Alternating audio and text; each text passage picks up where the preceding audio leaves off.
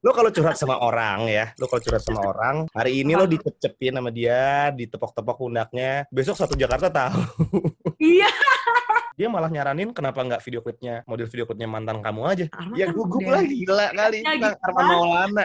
Lu ada nggak sih orang yang kadang-kadang suka nongol di hidup lu terus pergi lagi? Pelangi I itu artinya see. pelan-pelan ngilang. Oh, Perjuangan Serenata Jiwalara itu selain bikin lagunya adalah ngedeketin Dian Sastro untuk iya bisa approach-nya ya. cuma punya waktu 5 hari buat ngerjain 2 versi. Gila, bikin dua versi ya, Bo ya, buat dua Buat penyanyi dua lagi dengan versi dan di cara hari berbeda. di hari kelimanya sudah jadi master, besokannya dibawain sama mereka di malam final Indonesian Idol. Dulu gue sampai WhatsAppin orang satu-satu gitu, kayak nawarin MLM, kayak nanya, gue punya tim cipta lagu nih, lo bikin lagu nggak sama gue gitu. Tergampang Oke. deh kita ngomongin harganya gitu. Katanya kesehatannya kurang baik, apalagi tadi juga Enggak, ngobrol sama enggak, dia. enggak, enggak, itu salah, itu salah. Beneran itu bohong.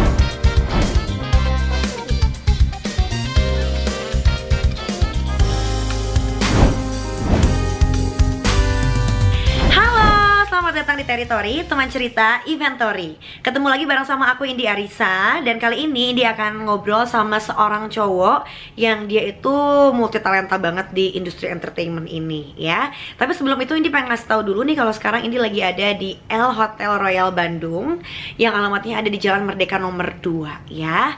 Nah lanjut lagi ya, kita akan ngobrol sama seseorang yang dia itu besar dengan grup bandnya. Terus udah gitu dia juga punya kelompok atau grup sebagai music producer.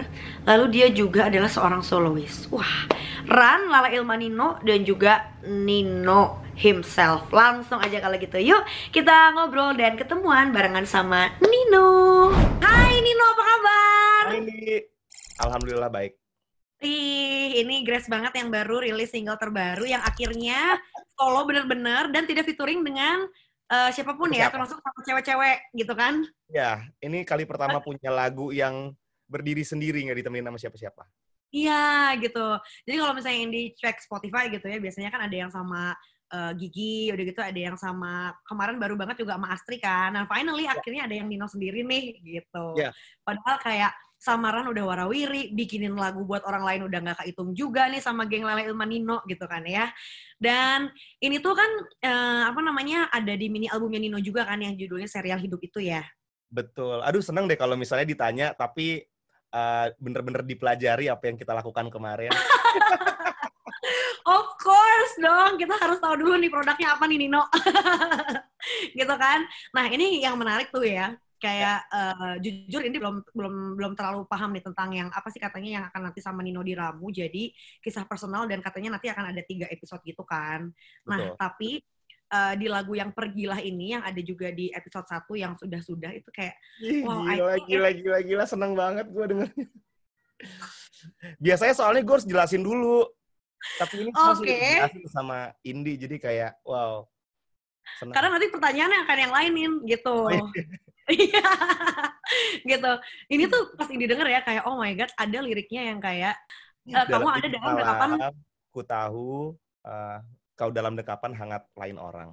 Nah itu Itu. kayak that's deep gitu. Terus kayak wow that's so powerful buat Indi pas ini reaksi pertama kali denger ya kemarin-kemarin gitu. Terima Itu kasih. sebetulnya bener nggak sih No nyeritain tentang mantan gitu? Dan kayak kemarin Nino sempat bilang di Instagram, ini tuh buat semua yang pernah merasakan pahitnya ditikam cinta dari belakang. Ah, ah, ah, ah. Iya sih, jadi kan tadi udah dijelasin juga judul EP-nya Serial Hidup. Itu artinya emang semua inspirasi lagu yang ada di dalam EP ini benar-benar terjadi di kehidupan gue. Cuma mungkin dari kemarin belum sempat dijadiin lagu.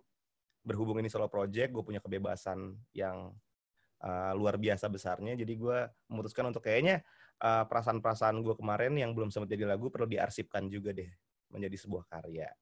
Episode satunya nih yang sudah-sudah nih yang emang tentang kejadian yang udah lewat aja gitu. Udah jauh. Salah Okay. satunya di lagu Pergilah ini tentang itu deh nih pokoknya nih. Nah, Nino kan gara-gara Nino ngepost itu ya, kan Ya. semua orang jadi kayak, oh ini berarti real life-nya Nino back then gitu. Kan jadinya netizen menebak dong, kayak mantan yang mana nih? Langsung dong dikumpulkan mantan Nino siapa aja, gitu. Ini terjadi di dalam kehidupan gue. Dan emang gue bikin lagunya tengah malam, bukan tengah malam banget sih. Maksudnya ya udah gelap gitu.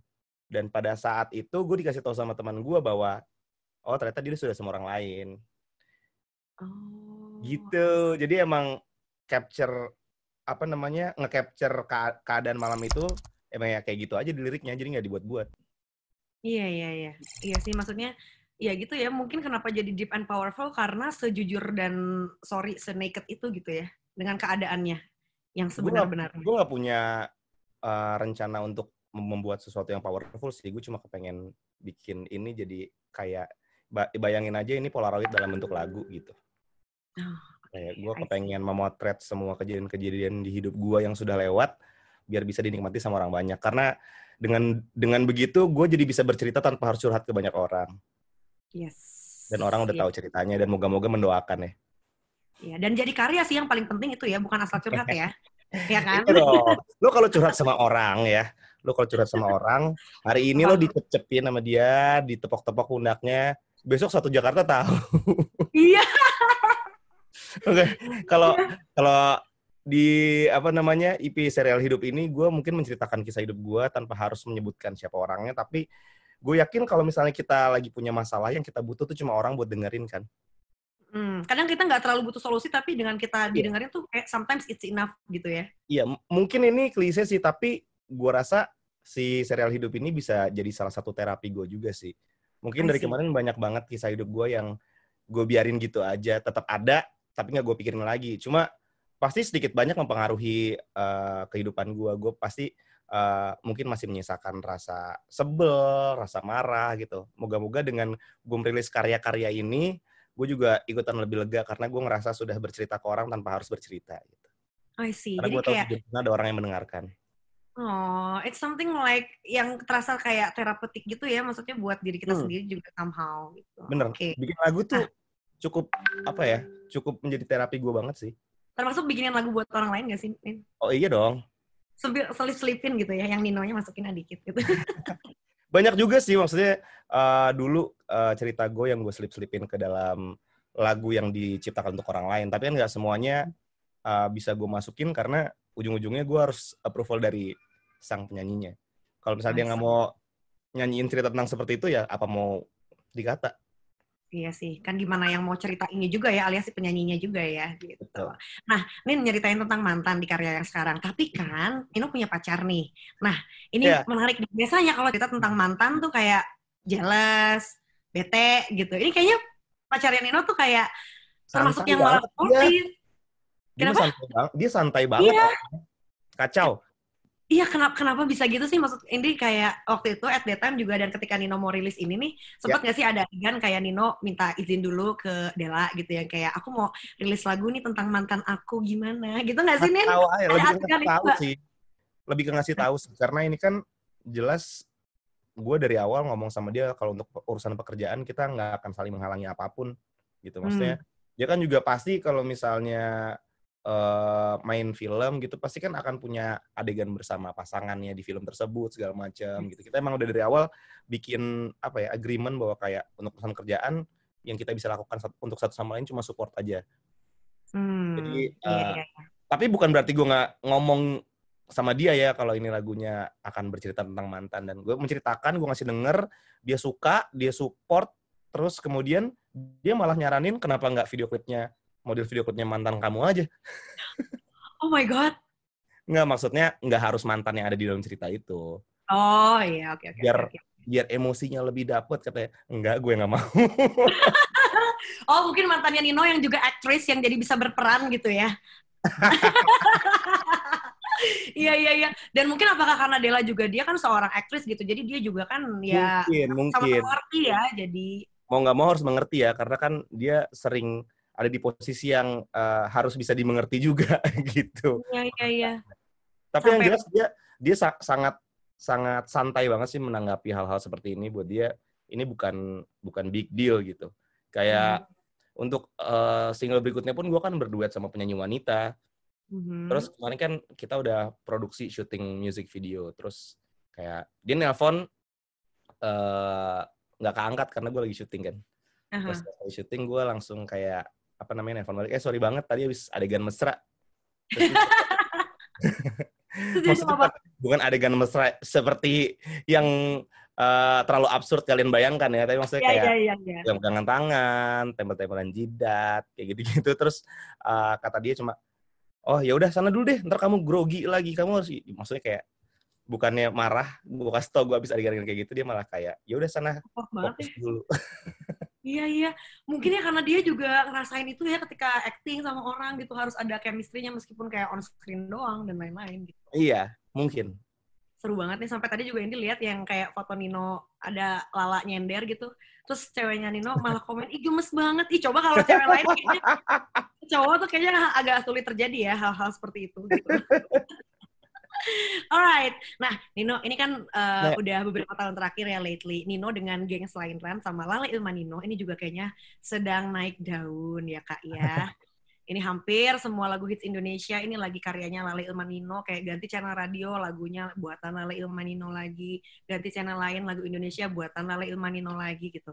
Ini bener nggak sih kayak kalian bertiga tuh awalnya emang terbentuk jadi Lale Ilma Nino itu gara-gara kalian bertiga emang ngerasa ini kok kayaknya kita prihatin ya sama kurangnya apresiasi nih para pecinta musik Indonesia terhadap pencipta musik di Indonesia juga. ya sebenarnya motivasi awalnya sih adalah kita kepengen dapat kesempatan bikin lagu terus, nggak terpatok sama waktunya band kita masing-masing mengeluarkan karya gitu. Kalau dulu kita masih bikin lagunya bareng band masing-masing, Ran sama Mike and the Essentials, mungkin dengan banyaknya manggung, dengan jadwal dan rencana yang sudah disiapkan, palingan mungkin workshop bikin album tuh setiap 1,5 tahun atau 2 tahun sekali kan rilis album gitu. Sisanya pasti ada promo, ada manggung gitu. Nah, kita pengen di tengah-tengah masa-masa tersebut kita tuh juga bikin lagu, dan gue pribadi bermimpi pengen banget bisa dapat kesempatan untuk berkarya ke banyak musisi yang lain. Tapi yang tadi Indi bilang nggak salah juga sih. Kita kepengen banget masyarakat di Indonesia tuh lebih sadar pentingnya peran pencipta lagu dan semua pejuang di balik layar industri musik Indonesia gitu. Kalau misalnya ngelihat kesuksesan sebuah lagu itu biasanya kan orang yang diingat pasti penyanyinya, terus udah that's it gitu. Padahal sebenarnya kayak tim sepak bola aja. Yes. Mungkin yang golin strikernya, tapi kalau misalnya kiper yang nggak bisa menjaga gawang dengan baik, back yang nggak bisa menjaga pemain depan musuh dengan baik juga mungkin nggak akan menang pertandingannya gitu. Jadi kayak banyak sekali elemen-elemen di dalam sebuah perjuangan musik seseorang atau sebuah lagu yang perlu diperhatikan dan diberikan apresiasi. Ada pencipta lagu, ada produser, ada vocal director, ada kru, ada label, ada manajer gitu.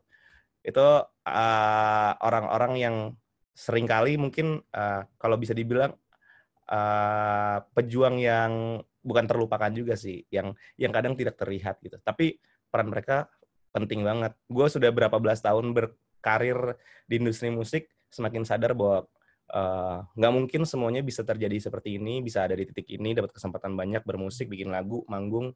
Kalau misalnya bukan karena bantuan orang-orang lain juga. Kayak Ran sukses nggak mungkin karena Raya Sanino doang.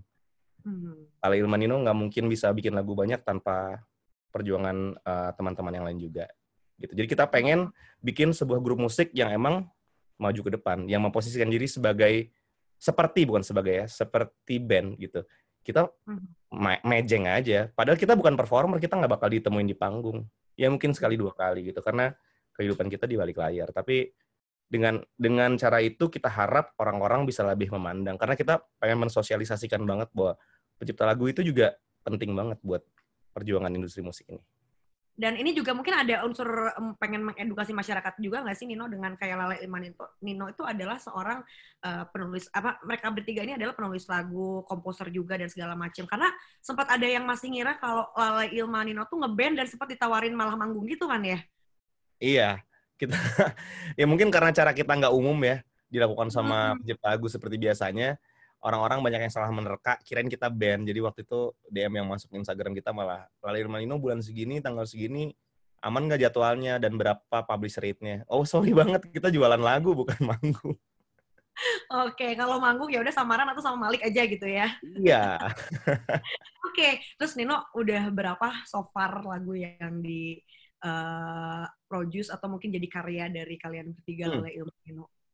Yang diproduce dan jadi karya itu harusnya tahun ini sih kita sudah menyentuh angka 100 ya.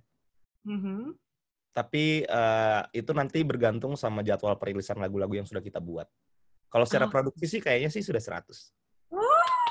sudah 3 digit ya ini ternyata. Alhamdulillah. Alhamdulillah, baiklah. Nah, untuk selama proses produksi itu sampai menghasilkan let's say 100 karya gitu ya, No. Itu apa sih kesulitan dan juga mungkin problem terbesar yang pernah dialamin gitu? Dan ketika kerja sama-sama siapa yang kayaknya ini main PR nih gitu. Entah dari tektokannya yang kurang enak, entah mungkin lagunya ternyata nggak cocok dan lain-lain gitu. Nggak ada sih. Kita selalu menganggap Lala Ilmanino tuh tiap bekerja adalah wahana yang mengasyikan gitu. Kalau biasanya kita udah punya kesibukan yang cukup rutin ya dengan band masing-masing, setiap kita bikin lagu untuk orang lain kan itu menjadi angin yang berbeda gitu. Ini kita nggak mikirin formula yang sama lagi, kita tinggal mencari cara untuk gimana caranya membuat sesuatu yang berbeda dari kita untuk si artis ini gitu. Jadi kayak kalau ditanya ada yang sulit, mungkin ada ya. Nggak semuanya Mulut-mulut aja. selancar itu juga. Cuma sesulit-sulitnya pun tetap menyenangkan rasanya buat kita. Kalau sama Lala nih, sama Marion Jola kan itu udah lebih dari sekali juga ya, udah berkali-kali. Nah itu untuk yang sekarang-sekarang tuh gimana sih approach-nya gitu? Siapa yang approach duluan nih? Apakah emang dari Lala Ilmanino yang request lagi ke Lala, atau memang justru Lalanya nih yang approach duluan karena emang udah ngerasa klik banget nih kerja sama Lala Ilmanino? Dari awal sih sebenarnya approach kita yang menjodohkan kita tuh adalah Universal Music Indonesia sih, karena Lala kan labelnya di Universal Music Indonesia, dan Lala Ilmanino juga cukup sering dan punya banyak sekali kerjasama bersama Universal Music Indonesia. Jadi waktu ketemu pertama kali kita bikin lagu Jangan, ternyata alhamdulillah sambutannya baik, kita langsung ditunjuk sama mereka lagi untuk mengerjakan albumnya. Jadi emang sampai hari ini semua lagu yang dirilis oleh nama Marion Jola itu adalah ciptaan Lala Ilmanino. Oh my God. Dan tahu nggak, lagu Jangan itu ya adalah menurut Indi satu-satunya lagu yang nih nyokap Indi dengerin, dan si Mbak Indi di rumah dengerin. Itu tiga-tiganya bisa masuk gitu. Alhamdulillah ya, berarti bisa masuk ke semuanya. Iya, kok bisa gitu sampai nyokap, gue, dan si Mbak gitu dengerin juga. Tadi belum jawab kalau si lagu dari album kedua sih ya. Mungkin karena kita, jadi kalau menurut gua pencipta lagu sama musisi yang membawakan lagunya itu juga jodoh-jodohan. Dan salah satu yang menurut kita emang berjodoh tuh adalah kerjasama kita bareng sama Marion Jola sih. Oke. Dia pun merasakan hal yang sama. Gua rasa balik ke omongan gue yang tadi ya, dalam proses perjuangan sebuah lagu atau seorang musisi, nggak cuma lagu sama penyanyinya doang, tapi juga ada orang-orang di balik itu gitu. Dan Lala, maksudnya Marion Jola dan Lala Ilmanino sama-sama mengerti bahwa ini bukan karena Marion Jola membawakan lagu Lala Ilmanino atau Lala Ilmanino lagunya dibawakan oleh Marion Jola, tapi memang karena kerjasama yang emang punya bonding yang spesial aja. Jadi makanya kita berdua diskusi dan kemudian memutuskan untuk ya kita lanjutin lagi untuk album keduanya.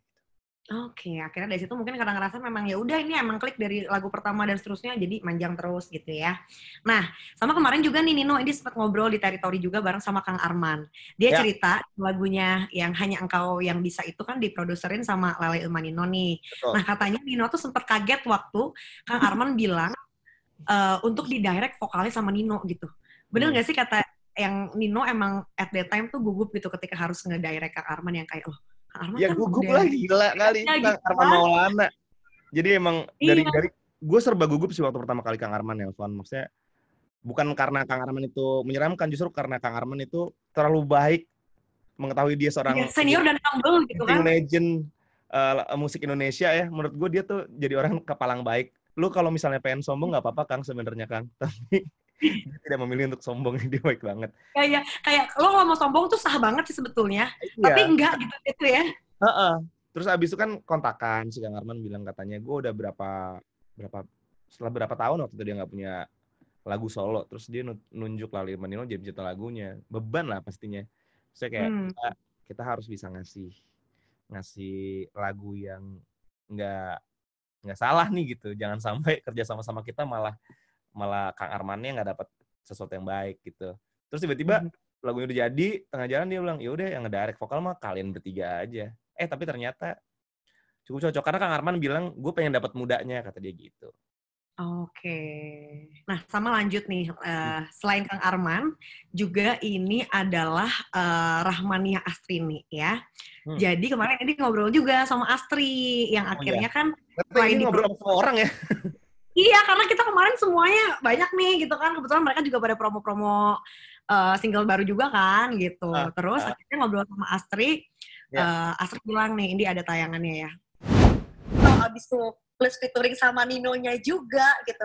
Ini tuh kayak emang lo dari awal udah kayak memvisualisasikan kan kayak oke, one day gue pengen diproduksi mereka, dan gue pengen featuring sama Ninonya juga sampai akhirnya ini kejadian tuh. Gimana sih ceritanya tadi? Sebenarnya iseng, karena aku juga mungkin bisa dibilang otaknya nggak nyampe situ. Maksudnya kayak aku nggak pernah, never in my imagination aku akan suatu hari bisa collab sama Kanino. Mungkin kalau workshop pasti oke, mungkin gitu. Kalau collab-nya tuh kayak what? Kayaknya nggak mungkin kayak gitu. Aku selalu mikir gitu kan dulu tuh. Dan pada saat itu aku lagi sering-seringnya workshop, lagi sering-seringnya bikin musik sama orang, terus kayak lagi nyari-nyari kira-kira Astrid cocoknya apa ya dan kemana ya gitu.